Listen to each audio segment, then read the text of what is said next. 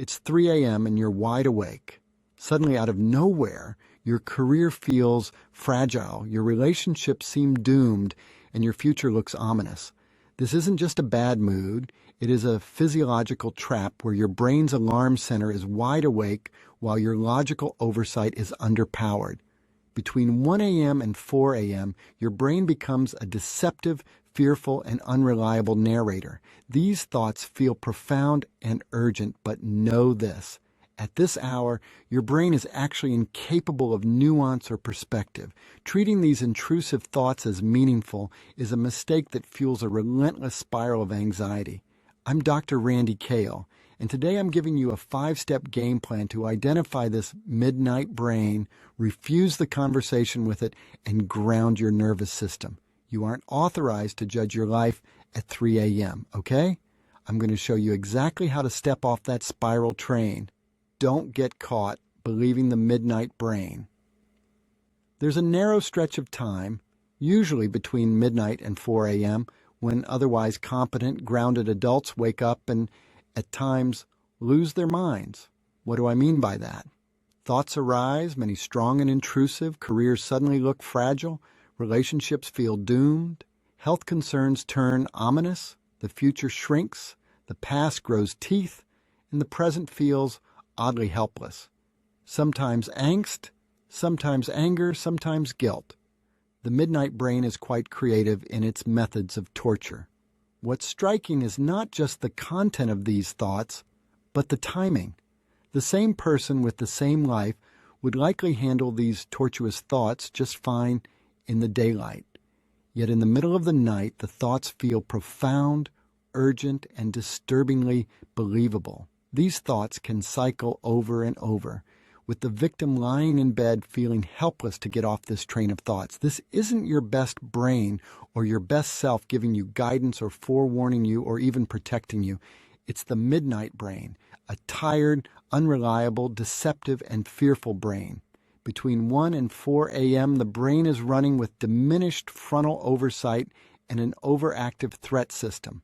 The parts responsible for perspective, emotional regulation, and let's not overreact are underpowered, while the alarm center is wide awake and dramatic.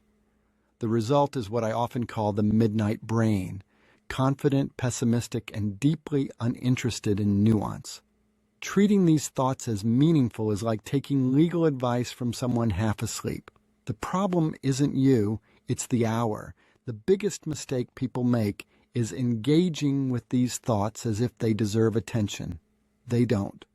Midnight thoughts are not puzzles to solve, they're trains you don't want to board. Once you're on, the ride goes exactly where you don't want to go. The real skill is early detection, catching the shift in tone and deliberately stepping off before momentum builds. The game plan to manage the midnight brain, just call it out. Name the midnight brain. The moment you're aware that your thinking has turned to the dark side, even if ever so slightly, label it clearly. This is the midnight brain. These thoughts come with the midnight brain. Not I'm anxious, not something is wrong, just a neutral identification of the state. Naming it creates distance. You're no longer trapped inside the story. You're observing a predictable neurological pattern. That small separation often weakens the emotional grip enough to stop the spiral before it accelerates. You can even gently chuckle to yourself as you keep watching the midnight brain and labeling thought after thought just the midnight brain at work. Second, refuse the conversation entirely. Do not debate these thoughts. Do not reassure them. Do not try to think positively. That's all still engagement, and engagement is fuel. Adopt a firm internal rule. I don't make meaning between 1 and 4 a.m. If something feels urgent, promise explicitly that it will be addressed tomorrow. Write it down if needed. Brains respect boundaries far more than logic at this hour. Third, redirect attention to something structured and emotionally flat. The brain hates a vacuum. If you try to stop thinking, it will simply think louder. Instead, give it something dull but absorbing. Count backward by 3s or 7s. Recite song lyrics slowly and deliberately. Go through the alphabet and name a city, animal, or food for each letter. Mentally reorganize your garage or kitchen drawers. Walk through a familiar place, your childhood home, your office, room by room. These tasks quietly occupy cognitive space without feeding fear or alertness. Fourth, anchor attention in sensation, not calm. You see, at 2:30 a.m., relax is a useless instruction. Instead, ground the nervous system through sensation. Notice the weight of the blanket on your legs. Press your feet gently into the mattress and feel the pressure. Place a hand on your chest or abdomen and notice warmth and movement. Listen for the farthest sound you can hear, then the closest. These aren't meant to soothe you. They're meant to interrupt the threat loop by reminding the brain that nothing is actually happening right now. And fifth, practice strategic indifference about sleep itself. Few things keep people awake longer than trying hard to fall asleep. Urgency fuels anxiety, and anxiety keeps the system activated. Try telling yourself sincerely, "It's okay if I'm awake for a while." This removes the pressure that keeps the midnight brain rolling. Ironically, sleep often follows once the struggle stops. One important caveat deserves mention. For some people, the midnight brain isn't just a nightly wobble.